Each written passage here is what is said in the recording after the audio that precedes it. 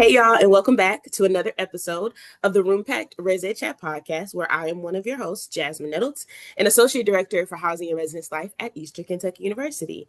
While I specialize in residential curriculum, live and learning communities, and signature events, I talk about everything student affairs related. So whether that's professional development, different housing and residence life things, campus involvement, you name it, I've probably done it. So today I have a very special guest, and I'm going to let her introduce herself. Hi, my name is Sydney Rigdon. I currently serve as the Assistant Director of Housing and Residence Life at Transylvania University. And I'm also currently the CHO State Representative for CAHO. Yes, welcome, Sid. So Sid is one of my favorite people to talk professional development with. I met her as a residence hall coordinator at Eastern Kentucky, of course, before she transitioned to Transy. So today I want us to talk a little bit about what being involved in your state looks like. I know a lot of people automatically assume if you work in housing, housing is where you stay. Obviously, CHO is the big thing in our region, but we've gotten to do a lot of very cool things, even though we are in housing.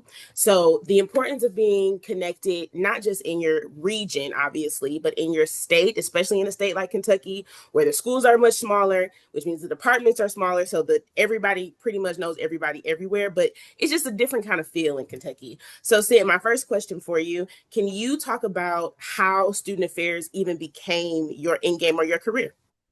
Yeah, so my undergrad education is actually in criminal justice, and I have a master's in business management and leadership.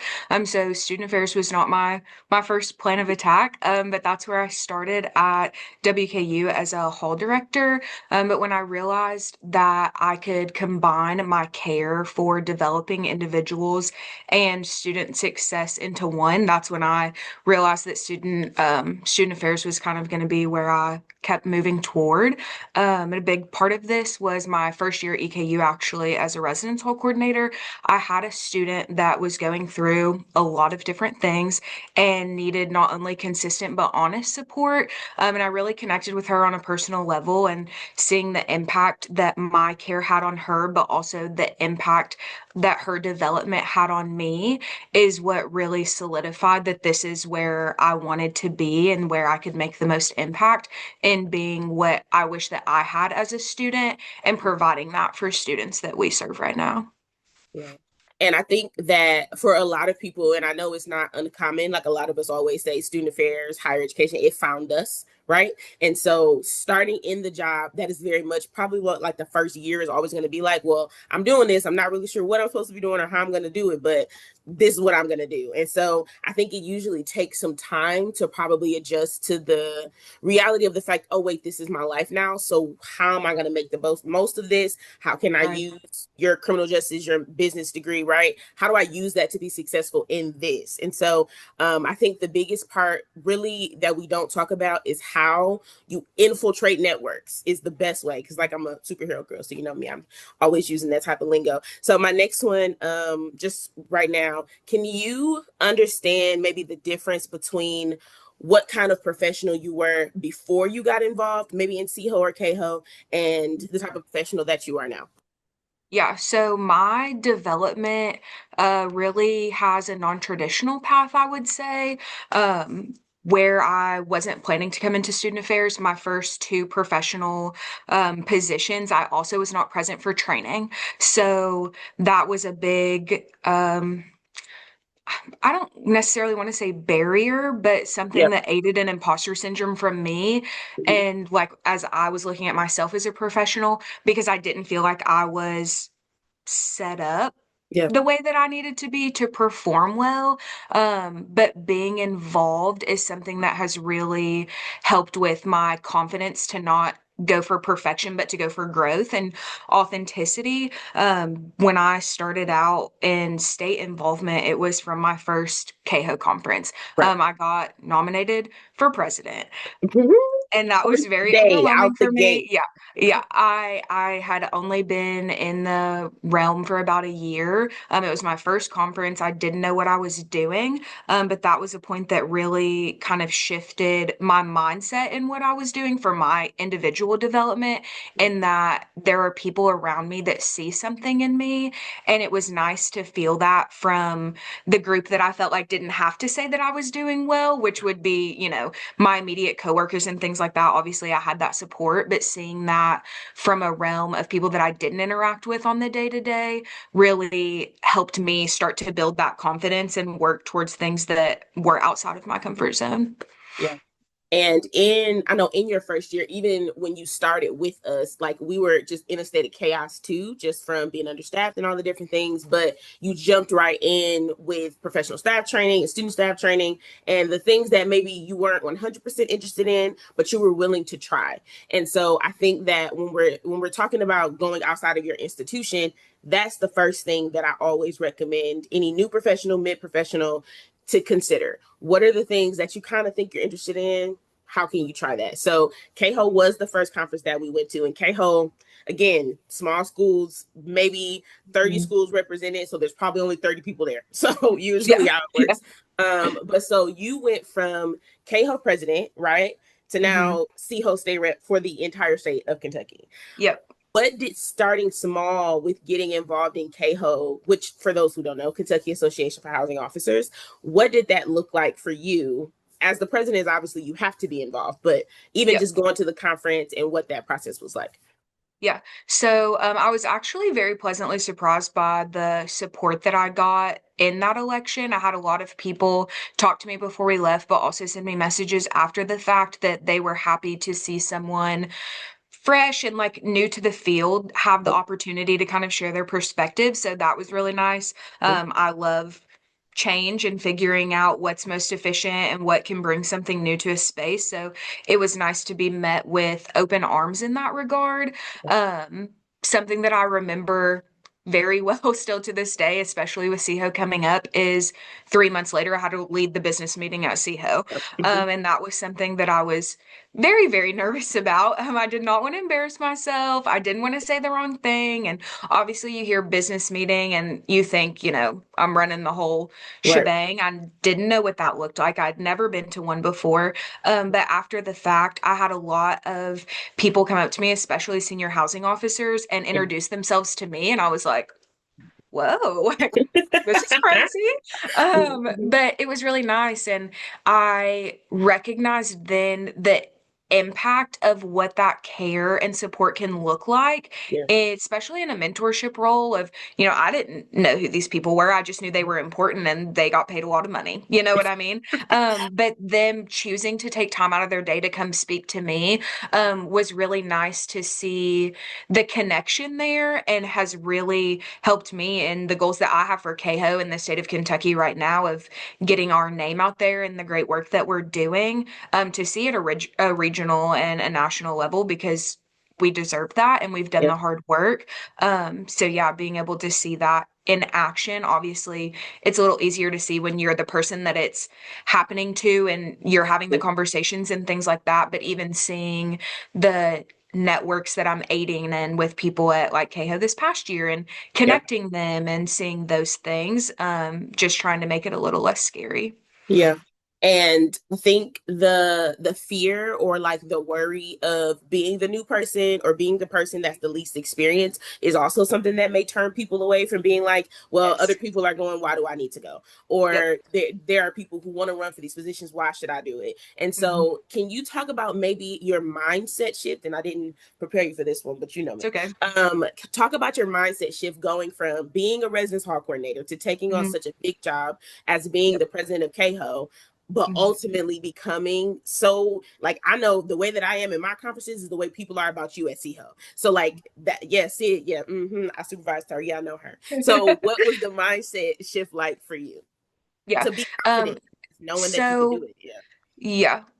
I was nervous in the sense that I was going to be working with a lot of people that I didn't know. yeah, In a there was never a moment that I was worried about being able to do what do needed to it. be done. I'm not afraid to command a space Right, or, bring up the tough conversations that need to happen. right, I was worried in how that was going to be received. I yeah, do have a very dominant professional personality. I know how that can come across and I know how to work with people that may not work that way, but bringing awareness and I think just appreciation was Yeah. something that was not going to be negotiated for me. Like that Right. was going to happen for the state. So it took a lot of internal reflection to Hmm. figure out kind of what that difference was going to look like. But really, faking it till you make it a little bit in Yeah. that personally I'm not as dominant or commanding of a room and things like that, but knowing the goals that I have and what I think that our professionals deserve to receive is something that I'm not going to shake on. Hmm. I just kind of put on a different hat, if you will, going Yeah. into those spaces. And I didn't give people the option Option. of acknowledging my presence in a space. Yeah. And that's something that is still today very, very scary and can be a little unsettling. But being able to see what I've been able to do because I walk into a room like that is Yeah. very motivating. And now, like with CHO specifically, it's such a large scale Yeah. conference and community. And there are still times I went to mid year this past year for the first time being CHO state rep for Kentucky. And I walked in and there's not as many people at mid year as there are at the conference. But because of that, I was like, oh, yeah, I'll be okay. But then I walked in and I was like, ooh, a lot of these people know a lot of these people. um, but owning what I knew Yeah. and what I was there to do is something that not only made me feel more comfortable, but it opened the door to a lot of conversations. Yeah. I got a little out of my comfort zone, raised my hand for the microphone in a Ooh, governing meeting. Yep. scared of you? But we were voting on a lot of things and talking Yeah. about a lot of things to start and end and change.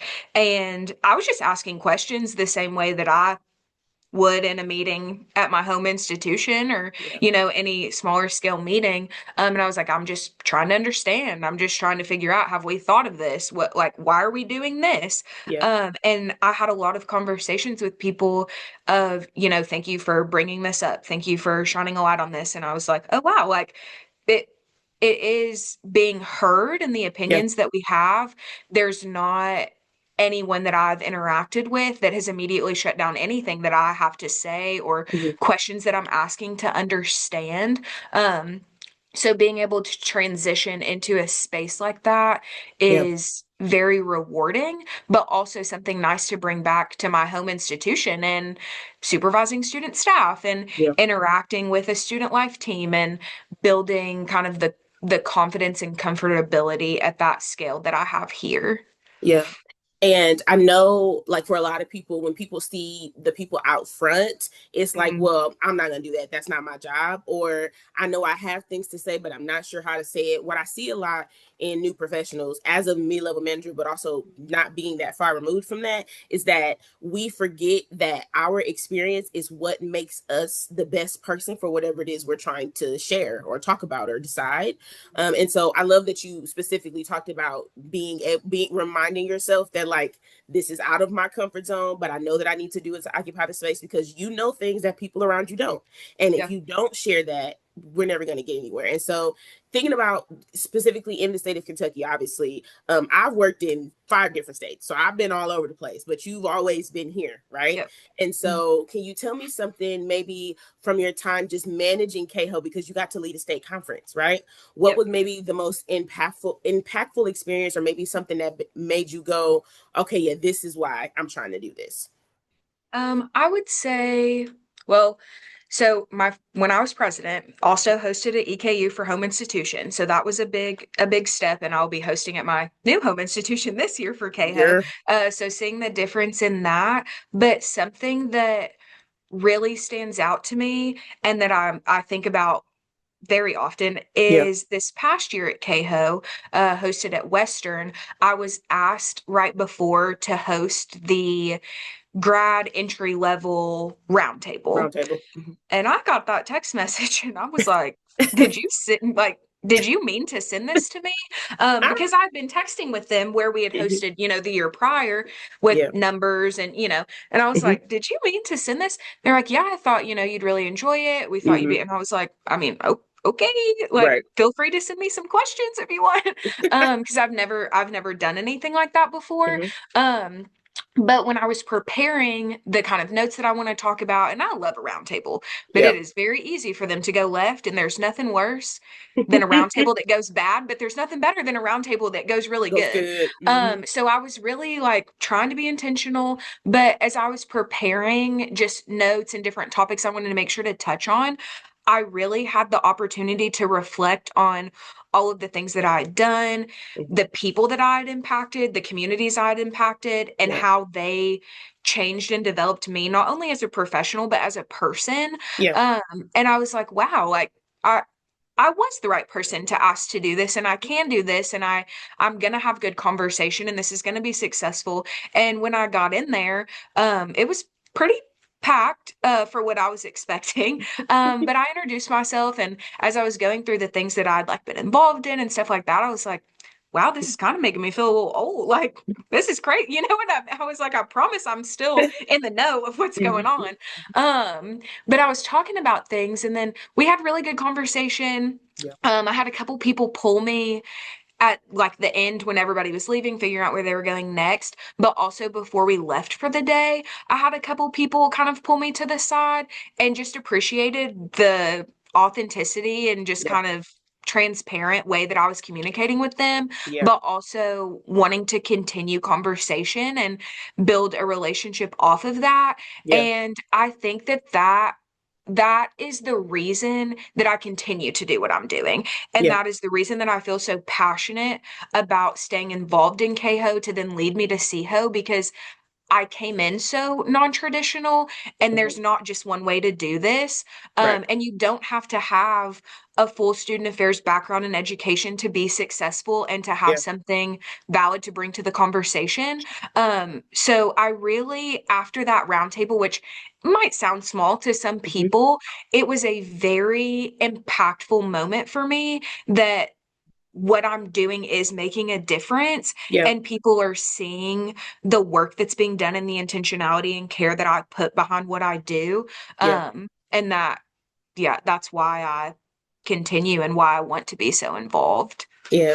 And I love that, like with the you don't start out being the person that everybody thinks is the expert, but the Mhm. more and more you lean into what you know and taking Yep. on roles, and not like it doesn't have to always be the super big thing, which is Mhm. also what a lot of people kind of misconstrue sometimes, especially in Yes. 2025, 26, because that's what's getting attention. The people that are Mhm. sitting at the front, the people whose names are on the programs and stuff. And I think sometimes your name ends up on the program because you played the background or you found Mhm. your niche, and that is what exposed, you to other people. And so I love that you talked about the roundtable, because that's a session every single conference does. But the people who run those sessions are trusted people who can manage conversations, who can let people usually inevitably share frustrations, but also very Mhm. solution focused. And Yep. I know you to be that as a professional, but also having had to run them too, or run them at the last minute, the pressure that puts. Because I know Sid before 2 years ago may have said, actually, let me find you somebody else Yep. who Yep. might be able to do that.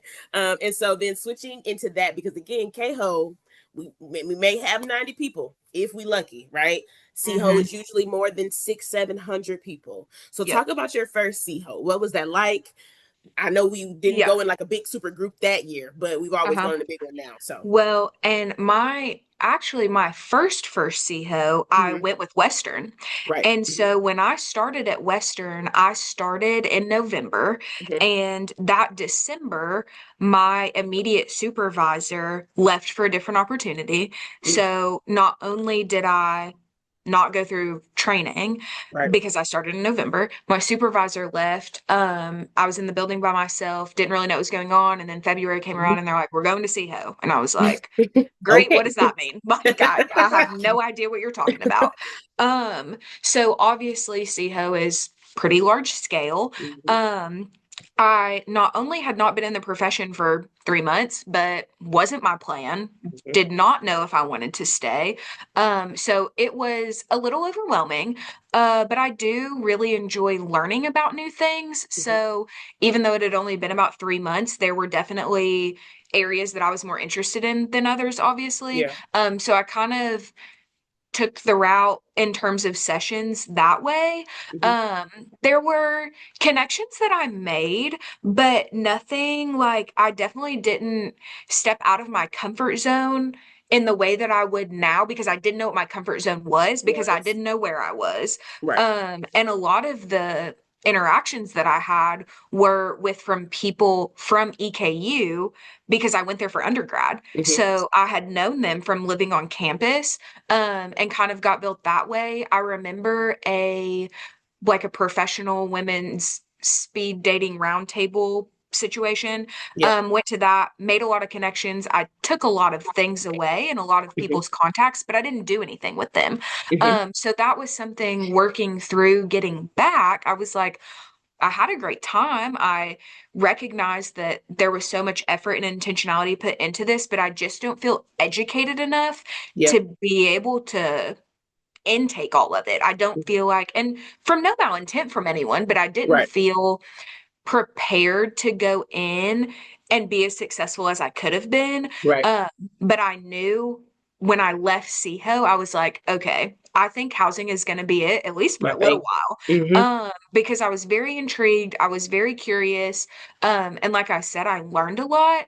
So coming back, I did a lot of research and just kind of digging of like, okay, what is this? What is like what values are we talking about? What kind of moves are we trying to make? And what Yeah. can this involvement look like? And that really changed the trajectory of kind of the directions that I was looking into Right. professionally from that point. So a little daunting, but Hmm. also I think that had I not been able to go to CHO at that time, Right. starting so fresh, I don't think I would be anywhere close to where I am right now Yeah. at all. And, and I love that you one admit like no, I had a great experience, but I Mhm. got back and all I had was that great experience in my Yep. head and didn't Yep.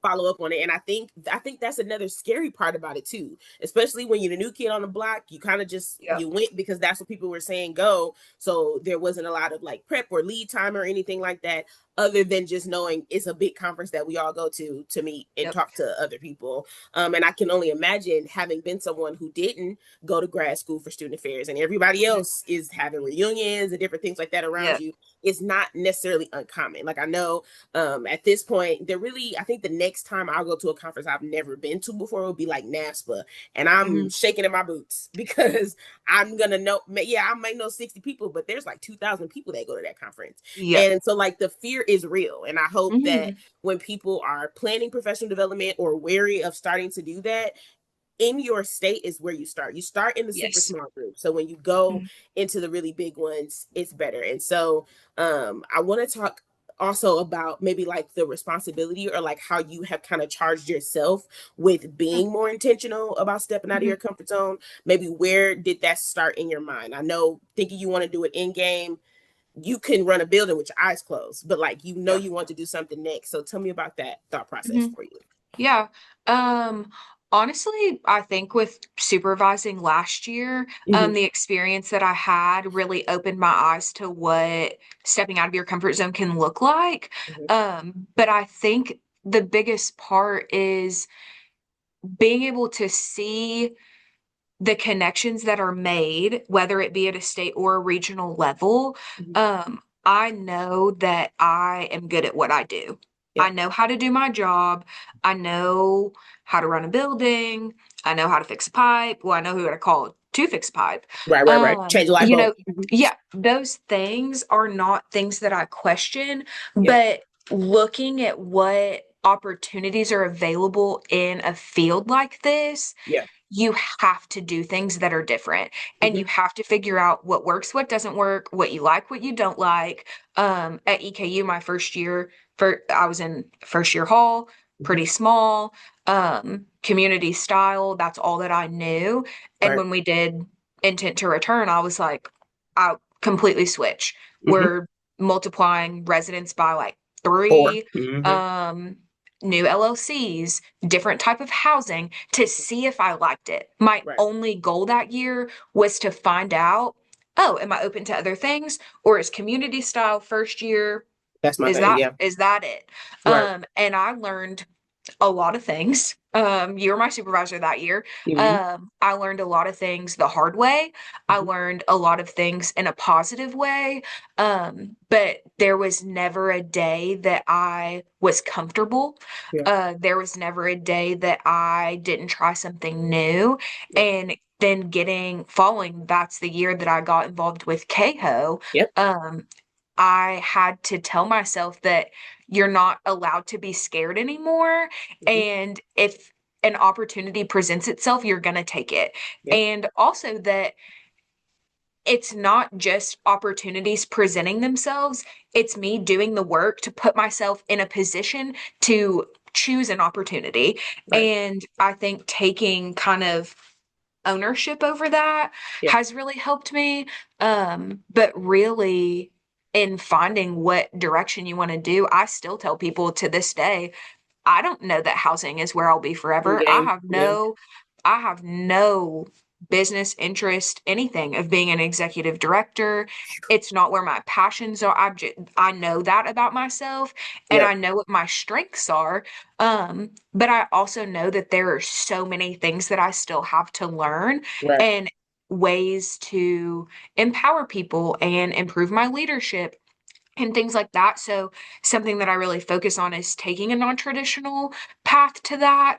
Yep. I was literally looking the other day at trainings for coaches, like athletic coaches, Mm-hmm. Yeah. to go through to have a different perspective for supervision. Right. In that, that has nothing to do with housing, but there are things that can compare, you know what I mean? But Yeah. just to bring different things in. And I think something that we're doing as a field really well right now is not shutting down people that are interested professionally that Right. have non-traditional backgrounds, Yeah. non-traditional educations. Um, our teams are not just full of people that came up the student affairs route. Right.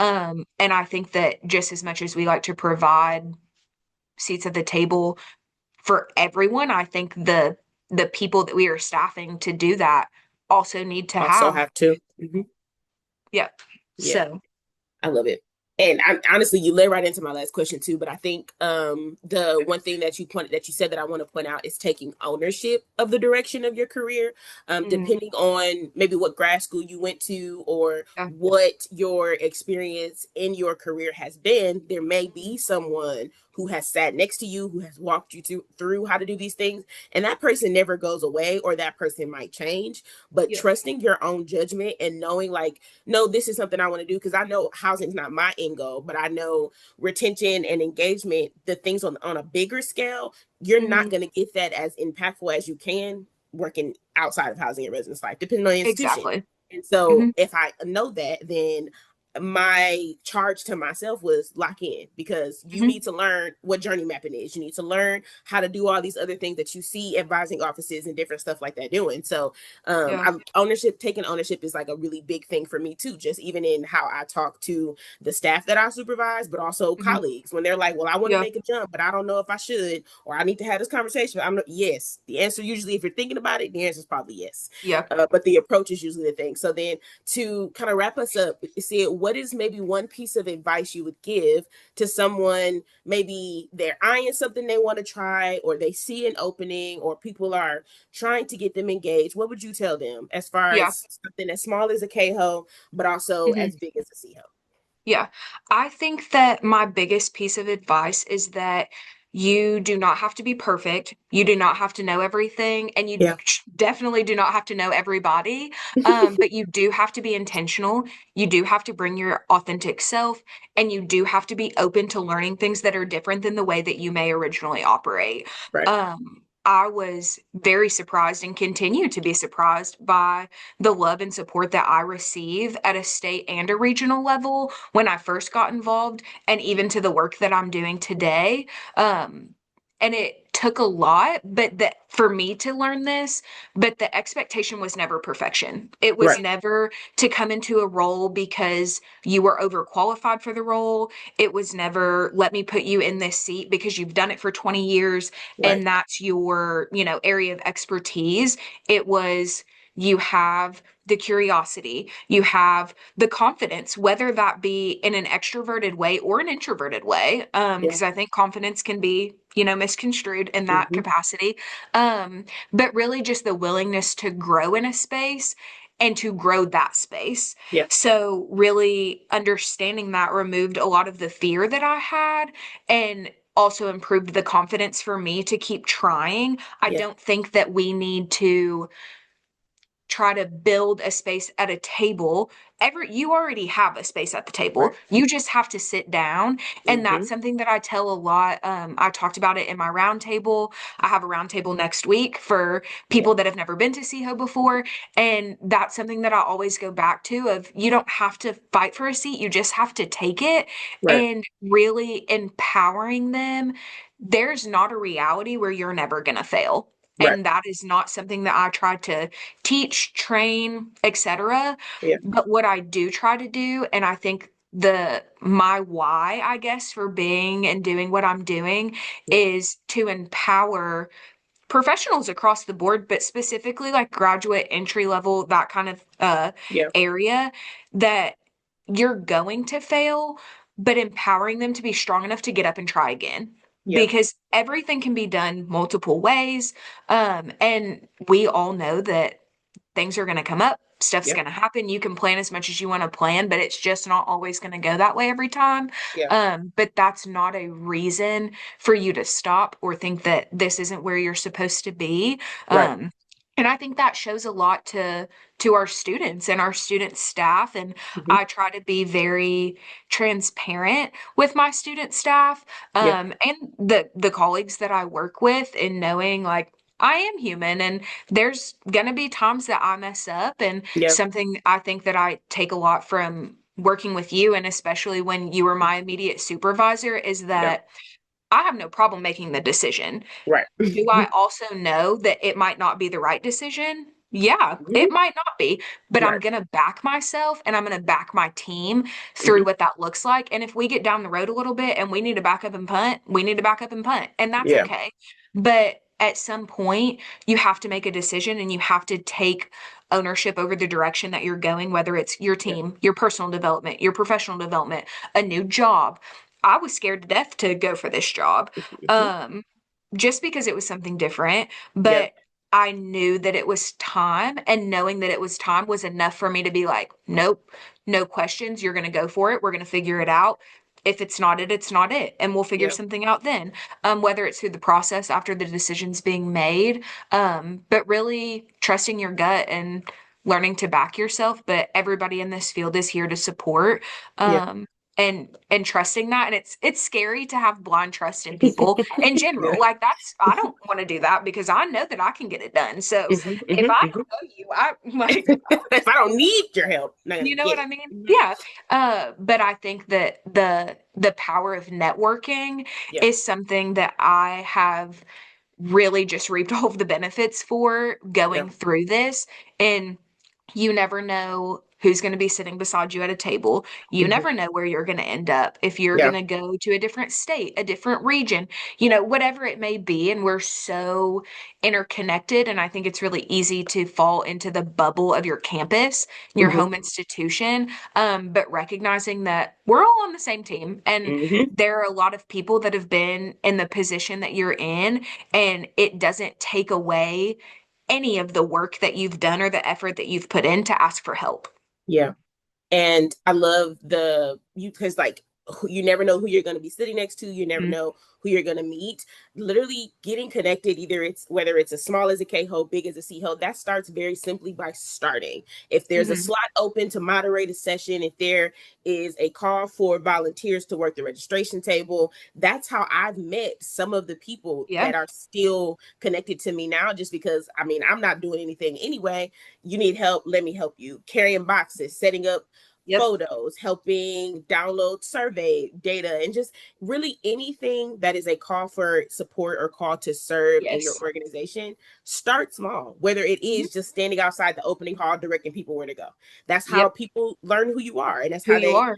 Yeah. cute and all the different things. But I love you. Sid, I love it. And I also love you, Sid. But this was a great chit chat, Sid, of course. I love it. Thank y'all so much for watching another episode of the Roompact to ResEdChat podcast. Make sure you subscribe and watch everywhere you can get a podcast. And I will see y'all in the next one.